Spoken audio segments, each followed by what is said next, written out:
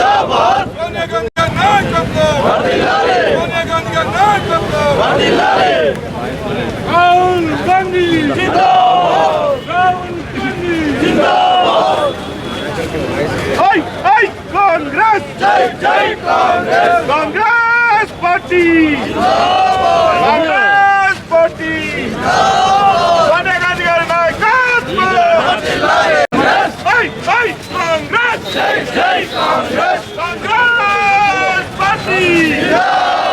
Rahul Gandhi ka नायकत्व वर्धिल्लाले Sonia Gandhi का नायकत्व वर्धिल्लाले देश की रक्षा कौन करेगा हम करेगा देश की रक्षा कौन करेगा बीजेपी गुंडागिरी वर्धिल्लाले बीजेपी गुंडागिरी वर्धिल्लाले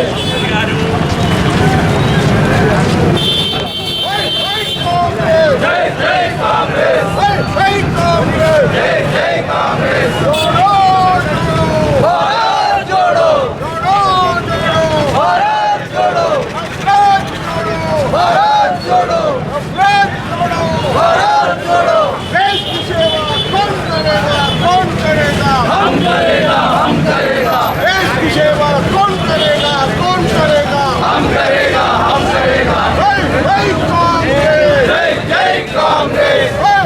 कांग्रेस जय जय कांग्रेस वर्धिल्लाले वर्धिल्लाले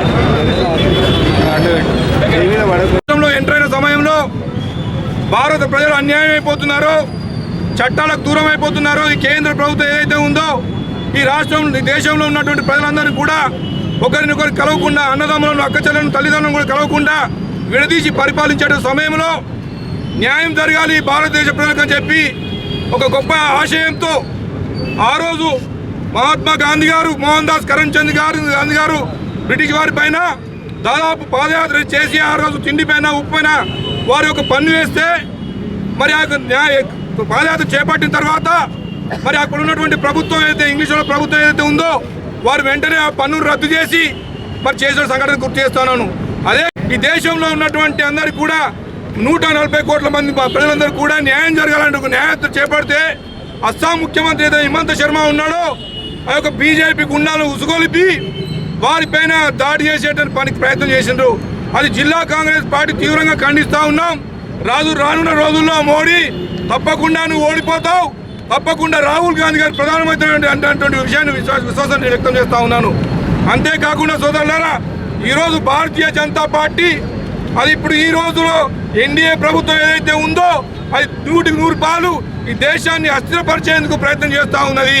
అందులో భాగంగానే ప్రజాస్వామ్యాన్ని బతికించడం కొరకు బాబాసాహెబ్ అంబేద్కర్ గారు రచించిన రాజ్యాంగాన్ని బతికించడం కొరకు రాహుల్ గాంధీ గారు పాదయాత్ర చేస్తే మరి భారతీయ జనతా పార్టీకి సంబంధించినటువంటి నాయకులు ఈ రకంగా రాహుల్ గాంధీ పైనే మరి దాడి చేయడానికి పూనుకోవడం నిజంగా కూడా సిగ్గుచేటుగా భావిస్తా ఉన్నాను.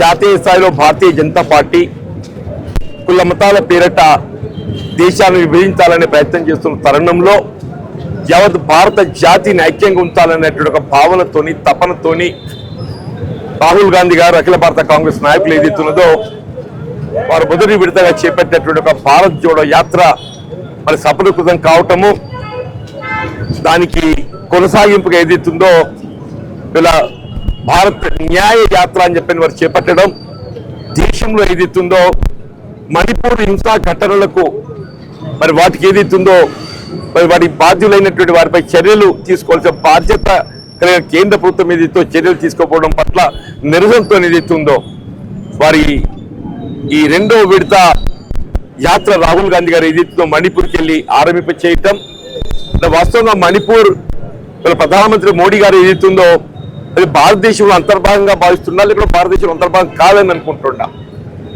భారతదేశం అంతర్భాగమైనటువంటి అల్పసంఖ్యాక వర్గాలు ఉన్నటువంటి మణిపూర్ ఇలా 2 కులాల మధ్య ఏదైతుందో చిచ్చు రేపే విధంగా హింస ప్రజ్వలుతుంటే మరి మానభంగాలు జరుగుతుంటే అది ప్రభుత్వ బాధ్యత కాదన్నట్టుగా ప్రవర్తించడం పట్ల నిరసనగా ఏదైతుందో వారు భారత న్యాయ యాత్ర చేపట్టడం దాని కొనసాగింపుగా మరి అస్సాంలో ప్రవేశించబోతున్న తరుణంలో అక్కడ ముఖ్యమంత్రి గారు ఏదైతుందో హిమంత్ శర్మ గారు ఏదైతున్నదో రాహుల్ గాంధీ గారు ఒక దేవాలయాన్ని సందర్శించాలని చెప్పని భావిస్తే మరి దాన్ని అడ్డుకునే విధంగా భారతీయ జనతా పార్టీ కార్యకర్తలు చెప్పంటున్నాను.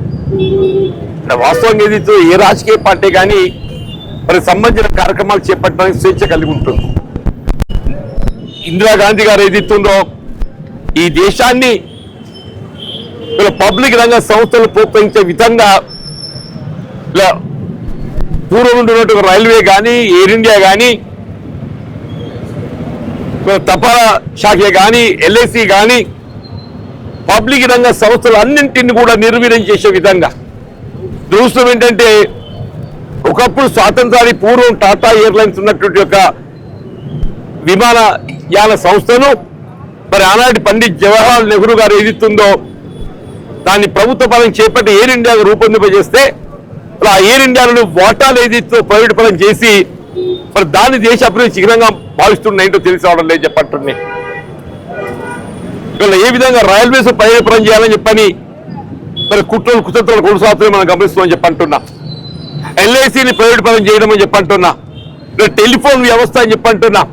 బిఎస్ఎన్ఎల్ నిర్వీర్యం చేసి అందులో రిట్రీచ్మెంట్ తీసుకొచ్చి మొత్తం ఉద్యోగస్తులందరినీ ఏదైతుందో వాలంటీర్ రిటైర్మెంట్ చెప్పి బయట పంపడమే కాకుండా ప్రైవేట్ పెట్టుబడిదారులు ప్రోత్సహించే విధంగా ఇలా ప్రభుత్వ పరంగా నిర్వహించేట బిఎస్ఎన్ఎల్ కంపెనీ నిర్వీర్యం చేయడం నేను పేర్కొంటామని చెప్పంటున్నా. సామాన్య పౌరులకు అదొక రక్షణ ఇచ్చేటువంటి ఒక సంస్థ life insurance corporation of India చెప్పంటున్నా. అటువంటి దాన్ని కూడా ప్రైవేటీకరణ చేయాలని సంకల్పించడం చెప్పంటున్నా. దేశంలో భారతదేశం మరి వెలుగుతుందంటే ఎక్కడ వెలుగుతుందో తెలిసి రావడం లేదు. నిజంగా వెలుగుతుందంటే వెలుగుతుంది. అంబానీ అదానీ ఇళ్లలో జ్యోతులు వెలుగుతున్నాయి చెప్పంటారు. అంబానీ అదానీ ఇళ్లలో జ్యోతులు వెలుగుతున్నాయి తప్పకుండా. కావాల్సిన అంబానీ అదానీ ఇళ్లలో జ్యోతులు వెళ్ళడం కాదు, సామాన్య ప్రజానీకం యొక్క మరి ఇళ్లలో వెలుగులు వెలగాలని చెప్పంటున్నా. మరి ఏ విధంగా పెట్రోల్ డీజిల్ ధరలు మరి ఆకాశపై ఎగురుతూ గమనిస్తామని చెప్పంటున్నాను. ఒకప్పుడు $105 బ్యారెల్ ఉన్నటువంటి క్రూడ్ ఆయిల్ ఆనాడు ఏదైతుందో పెట్రోల్ మనం 70-75 రూపాయలకు, డీజిల్ ఏది 50-55 రూపాయలు లభిస్తే అదే క్రూడ్ ఆయిల్ $85 పడిపోయిందని చెప్పండి. ఇంకా పడిపోతుందని చెప్పంటున్నాను. 70కి వచ్చి 70కి వచ్చిందని చెప్పంటున్నా. మరి పెరిగినటువంటి పెట్రోల్ డీజిల్ ధరలు మాత్రం అదే ఆకాశాన్ని అంటున్నాయని చెప్పంటున్నా. పెట్రోల్ ధర ఏదైతుందో $110, డీజిల్ ఏదైతే 90-100 రూపాయలు. ఏ క్రూడ్ ఆయిల్ ధరకు అనుగుణంగా ఆయిల్ కంపెనీలు ఏదైతుందో ధర నిర్ణయం చేయబోతుందని చెప్పి భారత ప్రభుత్వం పేర్కొంటుందా? మరి ఎప్పుడైతే అంతర్జాతీయ స్థాయిలో క్రూడ్ ఆయిల్ ధర తగ్గిపోవడం జరిగిందో పెట్రోల్ డీజిల్ ధర కూడా తగ్గించే బాధ్యత ఈ కేంద్ర ప్రభుత్వంపై ఉన్నది. మరి తగ్గింపు చేయకుండా ఆయిల్ కంపెనీలకు అండగా నిలిచే విధంగా, ప్రైవేట్ పెట్టుబడిదారులకు అండగా నిలిచే విధంగా కేవలం ఒక్క ఆర్థిక సంవత్సరం 75,000 కోట్ల ఆర్చన ఆయిల్ కంపెనీల సంపాదన అని చెప్పంటే ఒక్క ఆర్థిక సంవత్సరంలో ఆయిల్ కంపెనీల సంపాదన 23 ఆర్థిక ముగిసిపోలే. వాళ్ళ ఆర్థిక సంపాదన ఏదైతే 75,000 కోట్లు అని చెప్పంటున్నాను. 75,000 కోట్ల ఆర్థిక భారం సామాన్య ప్రజానీకంపై వేస్తూ నిత్యావసర వస్తువుల ధరలు పెరుగుదల కారణం పరోక్షంగా ఏదైతుందో ఈ భారత ప్రధాని మోడీ గారు చెప్పి చెప్పక తప్పదని చెప్పంటున్నా. కొనసాగే నైతిక హక్కు లేదని చెప్పంటున్నా. మత విశ్వాసం అందరికి కావాల్సింది.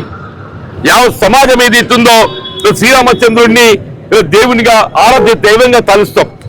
ఆ శ్రీరామచంద్రుడి ఆరాధ్య దైవంగా జరుగుతుందో ఆ శ్రీరామచంద్రుడి పాలన ఏ విధంగా కొనసాగింది, వారు ఏ విధంగా పాలన చేయడం జరిగిందో దాన్ని మనం ఉదాహరణ తీసుకోవాలని చెప్పంటున్నాం. అదే నిజమైన ఒక రామరాజ్యం అని చెప్పంటున్నాం. నిజంగానే మీకు రాముని పట్ల భక్తి విశ్వాసాలు ఉన్నట్టయితే ఆ శ్రీరామచంద్రుడు ఏ విధంగా ప్రజాభిప్రాయానికి అనుగుణంగా పాలన చేయడం జరిగిందో ఆ శ్రీరామచంద్రుడి పాలనను తలంచే విధంగా, తలపించే విధంగా పాలన కొనసాగాలి. ప్రజాభిప్రాయానికి గౌరవాన్ని ఇవ్వాలని చెప్పంటున్నా. ప్రజాభిప్రాయానికి గౌరవం ఇవ్వకుండా, ప్రజాభిప్రాయాన్ని మనం గుర్తించకుండా సామాన్యులపై భారం వేసే విధంగా ఇవాళ ధరల పెంపుకు కారణమైన భారతీయ జనతా పార్టీ ఎన్డీఏ ప్రభుత్వం ఇవాళ రైతాంగమే కానీ వ్యవసాయ ఉత్పత్తులకు ఏదైతుందో ఇవాళ కనీస మద్దతు ధర ఇవాళ ఉత్పత్తి వ్యయానికి అనుగుణంగా కల్పించలేకపోవడం చెప్పంటూ నేను ఆనాడు మరి యూపీఏ ప్రభుత్వ హయాంలో అమలు చే తలపెట్టినటువంటి జాతీయ గ్రామీణ ఉపాధి హామీ పథకానికి సంబంధించిన నిధులు ప్రతి ఆర్థిక సంవత్సరం క్రమేపీ తగ్గుతూ అవుతున్నాయి చెప్పంటున్నా. జాతీయ గ్రామీణ ఉపాధి హామీ పథకం గ్రామీణ ప్రాంతంలో నివాసితమైనటువంటి వ్యవసాయ కూలీలకు ఒక ఆత్మరక్షణగా వారికి ఒక ఉద్యోగ భద్రత కల్పించే కార్యక్రమాన్ని నిర్వహించాలని చెప్పి తలంచడము ఇది నిజంగా దుర్మార్గం అని చెప్పంటున్నాను. ఆనాడు అమలు చే తలపెట్టినటువంటి సమాచార హక్కు చట్టం అని చెప్పంటున్నా. మోడీ గారి బాటలో ఏదైతుందో నియంత్రిత పోగొడలతోని మరి పాలన చేయడంతో చివరికి మరి ఏ స్థితి ఏ పరిస్థితి దిగదారిని మనం గమనించని చెప్పంటున్నాం. ఏ తెలంగాణ రాష్ట్రంలో ఫలితాలు ఒక నియంత్రిత పాలనకి ఏదైతుందో ప్రజా వ్యతిరేక పాలనకు మనం నిరసనగా ఫలితాలు ఇవ్వడం జరిగిందో రేపు జాతీయ స్థాయిలో జరగబోయేటువంటి సార్వత్రిక ఎన్నికల్లో ఏదైతుందో ఇది కేంద్ర ప్రభుత్వం వ్యతిరేకంగా ఏదైతుందో యావత్ భారత జాతి ఇవాళ ఈ భారతీయ జనతా పార్టీ ఎన్డీఏ ప్రభుత్వానికి ఏదైతుందో చెంపపెట్టుగా తెలంగాణ ఫలితాలు ఏదైతుందో జాతీయ స్థాయిలో కూడా ప్రతిబింబపోతున్నామని చెప్పని నేను ఉద్ఘాటిస్తున్నాను చెప్పండి. కాంగ్రెస్ పార్టీ రాహుల్ గాంధీ గారి నాయకత్వం ఏదైనా రాహుల్ గాంధీ గారిపై జరుగుతున్నటువంటి ఒక వారు చేపడుతున్న న్యాయ పోరాటానికి అండగా నిలిచే విధంగా వారు ఏ విధమైనటువంటి దాడులకు వెరవకుండా మీరు ముందుకు నడవండి. రాహుల్ జీ आप संघर्ष करो हम आपके साथ हैं నినాదంతో యావత్ భారత జాతి కాంగ్రెస్ కార్యకర్త అందరం కూడా ఏదైతుందో అండగా నిలుస్తామని చెప్పి పేర్కొంటూ సెలవు తీసుకుంటాం. జై హింద్, జై కాంగ్రెస్.